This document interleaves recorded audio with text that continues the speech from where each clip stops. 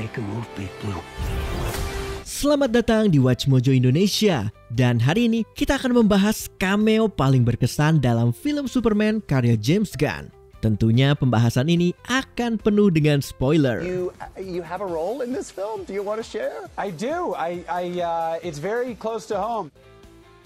Nomor 10, Sean Gunn sebagai Maxwell Lord. Sutradara James Gunn dikenal sering melibatkan adik kandungnya Sean Gunn yang sebelumnya muncul sebagai Kraglin di film Guardians of the Galaxy. Seems he's going soft. If he's so soft, why you whispering for? Di The Suicide Squad, Sean memerankan dua karakter sekaligus, Calendar Man dan Weasel. Gunn akan tetap memerankan Weasel di DCU dan sudah mengisi karakter tersebut di Creature Commandos bersama G.I. Robot. G.I. Robot? Yes, Miss Nina? Would you like anything? Diesel? Some diesel fuel, please, for our robot friend? Yes, madam. Right away, madam. Tapi kali ini, Sean tampil langsung di layar sebagai Maxwell Lord, seorang pebisnis yang mendanai Justice Gang. Meskipun nama itu masih tentatif.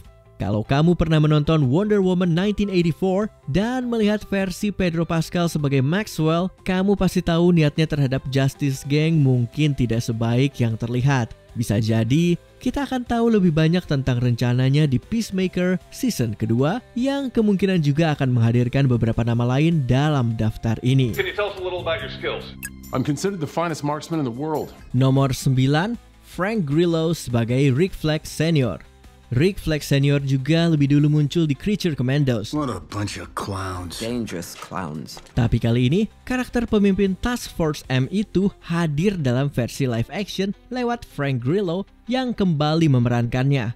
Meskipun The Suicide Squad termasuk dalam semesta DC yang sama, James Gunn tetap membawa beberapa elemen ceritanya seperti fakta bahwa Peacemaker bertanggung jawab atas kematian putra Rick Flag. I didn't mean to intimate anything about your son, Flag. When he died in Corto Maltese, he died a hero. Setelah menggantikan Amanda Waller sebagai direktur Argus, Flag kini memburu Peacemaker. Namun untuk saat ini, ia harus berurusan dulu dengan Lex Luthor. Flag adalah salah satu dari beberapa figur otoritas yang dimintai izin oleh Luthor dalam misinya menjatuhkan Superman. Tapi Flag tahu kalau dia sedang berhadapan dengan monster dan instingnya soal Luthor ternyata tidak salah. They chose him. Let them die. Nomor 8, Isabella Merced sebagai Kendra Saunders, Hawkgirl. Meskipun ini adalah filmnya Superman, beberapa superhero lain juga ikut tampil dalam Justice Gang. Dari 3 anggotanya, Mr. Terrific yang diperankan oleh Eddie Gattegi mendapat porsi layar terbanyak. Hey! Quit messing around! I'm not messing around. I'm doing important stuff. Mungkin terlalu banyak untuk disebut cameo. Tapi Hawkgirl versi Isabella Merced muncul secukupnya, jadi rasanya tetap layak untuk masuk dalam daftar ini. Merced sebelumnya ikut audisi untuk peran utama dalam film Batgirl yang batal dirilis, yang masih ingin kita lihat kalau Zaslav belum menghapusnya. That was the draw for me. I liked Batman more. Yeah. I loved James and his work. Di sini, Merced tampil memukau sebagai Hawkgirl yang membantu Superman saat pertarungan melawan Kaiju. Dia absen saat Superman menjalankan misi penyelamatan, tapi muncul kembali di klimaks dan menunjukkan bahwa dia tidak punya kebijakan pantang membunuh. Kadang kamu memang harus memecahkan beberapa politisi korup demi kebebasan. I'm a huge fan of the JLU, that series growing up. I loved the romance between Hawkgirl and Green Lantern. So for me, I would love to see a romance blooming for her. Nomor 7, Anthony Carrigan sebagai Rex Mason, Metamorpho. Anthony Carrigan yang dikenal lewat serial Barry tampil nyaris tak dikenali sebagai Metamorpho yang satu sel dengan Superman di penjara dunia saku milik Luthor. Is this the first live-action Metamorpho? Yeah, it is. Karena anaknya Joey disandra, Metamorpho terpaksa menggunakan kekuatannya untuk menciptakan Kryptonite. Tapi setelah Luthor menumpahkan darah orang tak bersalah, Metamorpho memutuskan untuk membantu Superman bukan hanya membuang Kryptonite, tapi juga memberinya tenaga tambahan. So much went into creating this look, and I'm so thankful for the practical effects. Rex dan Joey akhirnya dipertemukan kembali dengan Severstack yang diperankan singkat oleh Louisa Krause. Tidak mau terus bersembunyi, Metamorpho pun ikut terjun dalam pertempuran klimaks demi menyelamatkan Boravia. Ia juga bergabung dengan Justice Gang. Menurutnya, nama itu jauh lebih keren daripada yang dikira Hawkgirl.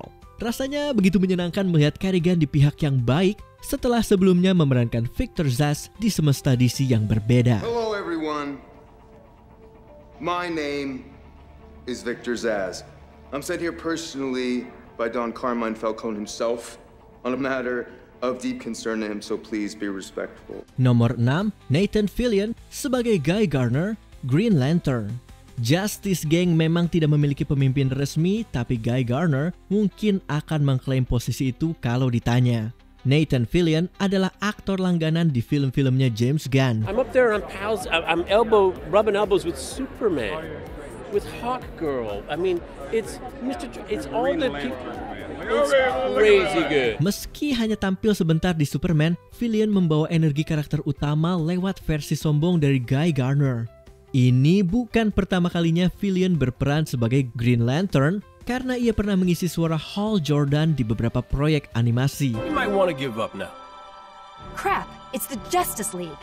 Meski sama-sama mengucap sumpah Green Lantern, Garner dan Jordan jelas sangatlah berbeda. Dari potongan rambut mangkuk saja sudah kelihatan. Kyle Chandler akan memerankan Jordan di serial Lanterns dari HBO yang juga akan menampilkan Fillion kembali sebagai Garner. Dengan Fillion yang juga akan muncul di Peacemaker season kedua, film Green Lantern tahun 2011 harusnya akan segera terlupakan. Also, you said that I suck. It is not funny. Nomor 5, beberapa suara yang tidak asing. Kamu butuh pendengaran setajam Superman untuk bisa menangkap semua suara yang muncul di film ini. Michael Rosenbaum yang dulu memerankan Lex Luthor muncul sebagai pengisi suara Raptor Guard nomor 1. Sebagian besar cameo suara ada di Fortress of Solitude, tempat para robot milik Superman tinggal. Superman! Alan Tudyk memimpin jajaran robot sebagai nomor 4 yang kemudian menamai dirinya Gary. Mungkin nama Sony terasa terlalu jelas. Dalam reuni mini Guardians of the Galaxy, Pom Klementif alias Mantis dan Michael Rooker alias Yondu juga mengisi suara dua robot lainnya. 14 fractured bones. Damage to bladder, kidney, large intestine, lungs. Sama seperti nomor 12 yang merupakan robot baru, Grace Chan juga pendatang baru. Ini merupakan kredit layar lebar pertamanya. Ada juga Jennifer Holland, istri dari James Gunn yang dikenal penggemar sebagai Emilia Harcourt, yang turut menyumbangkan suara untuk salah satu robot menjelang akhir film meskipun tidak dikreditkan. I've come to the conclusion you suffer from a particularly severe form of toxic masculinity. What? Nomor 4, Bradley Cooper dan Angela Sarafian sebagai Jor-El dan Lara Lorfan. Di satu semesta, Bradley Cooper adalah suara rakun yang bisa bicara. Here you go. Oh, I was just kidding about the leg. I just need these two things. What? No, I thought it'd be funny. Wasn't funny? Di semesta lain, ia adalah ayah kandung Superman. Di semesta manapun, Cooper memang punya jangkauan akting yang luar biasa.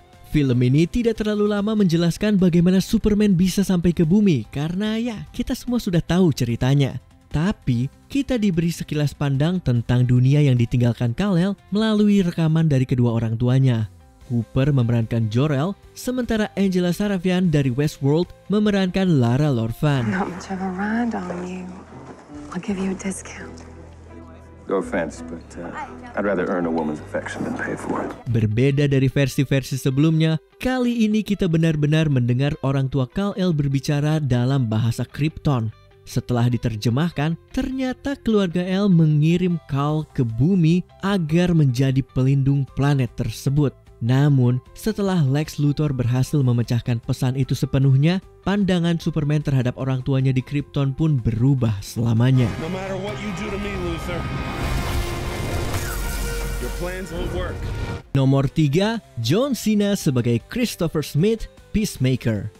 Melihat banyak karakter di daftar ini akan muncul di Peacemaker season kedua, tentu saja masuk akal kalau Chris Smith alias Peacemaker juga muncul. Ready for the next adventure, pal? John Cena hadir sebentar tapi menghibur sebagai Peacemaker yang tampil di acara berita bergaya Tucker Carlson. Jujur saja, kalau para superhero itu nyata, Peacemaker mungkin adalah kandidat terbaik untuk tampil di talk show konservatif. Seperti yang sudah kita lihat sebelumnya, Peacemaker akan percaya apapun yang dia baca tentang Superman di Google. Where do you get this nonsense? Google. Well, it's not true. You know more than Google? Well, congratulations. Kemungkinan besar, dia sedang membaca salah satu dari banyak hoax yang disebarkan oleh bot monyet milik Lex Luthor di internet. Benar atau salah, Peacemaker tidak pernah melewatkan kesempatan untuk mengejek Superman. Terutama kalau bisa dilakukan di depan kamera. Walaupun sama-sama mengenakan warna bintang dan garis, definisi mereka tentang Amerika jelas berbeda. The James Gunn quote that I always use, a douchey, broy Captain America. Start there. Be that guy. And then begin to work forward on anything else. Nomor 2, Emilia Clarke sebagai Kara Zor-El, Supergirl. Saat ditanya soal anjingnya, Superman bilang bahwa dia lebih seperti pengasuh kripto. Tapi di akhir film, kita akhirnya bertemu dengan pemilik aslinya, Kara Zor-El alias Supergirl. Di semesta ini, Kal-El dan Kara sudah menjalin hubungan sebagai sepupu, dengan Kal sebagai pahlawan sempurna yang melindungi umat manusia, dan Kara sebagai adik sepupu yang lebih liar dan suka berpesta di planet lain. I just hope they like her. I don't know. I think that it's really exciting and we haven't really had a standalone Supergirl film in a long time. So I just hope that they accept her in the DC family. Kalau beberapa versi Supergirl sebelumnya digambarkan sebagai panutan, Emilia Clarke dari House of the Dragon memerankan Supergirl seperti mahasiswa yang belum dewasa. Jadi, sekarang kita tahu dari mana kripto mewarisi sifat nakalnya. Sepertinya, kita akan lebih sering melihat anjing super ini saat Alcock tampil di film solo Supergirl tahun depan. What can we say about Supergirl, Woman of Tomorrow? We can say that I am Supergirl. Sebelum kita lanjut, jangan lupa subscribe dan tekan tombol bel untuk mendapatkan notifikasi tentang video terbaru kami. Kamu bisa memilih untuk mendapatkan notifikasi secara berkala atau setiap kali kami mengupload video. Kalau kamu menggunakan handphone, pastikan untuk menyalakan notifikasi pada bagian pengaturan.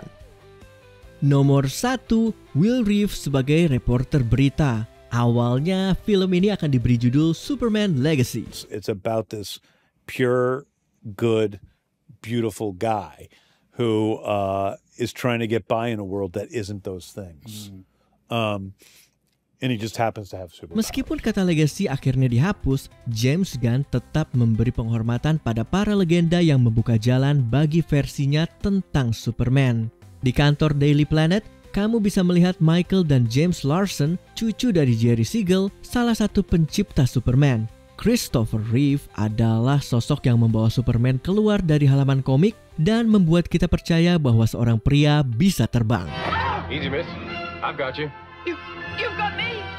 Who's got you? Meskipun Reeve telah meninggal pada tahun 2004, putranya Will Reeve tampil di film ini sebagai reporter berita. Dan ini terasa sangat pas. Selain karena Will memang seorang koresponden berita di ABC News dalam kehidupan nyata, ayahnya juga dikenal sebagai Clark Kent, si jurnalis yang kalem. Seperti Clark sendiri, cameo ini mudah terlewatkan, tapi sebenarnya sangat berarti dan super. But it was a really nice homage to my family's connection to this franchise and to the role. Apakah kamu menangkap cameo lainnya? Tulis pendapatmu di kolom komentar. No need to thank us, sir, as we will not appreciate it.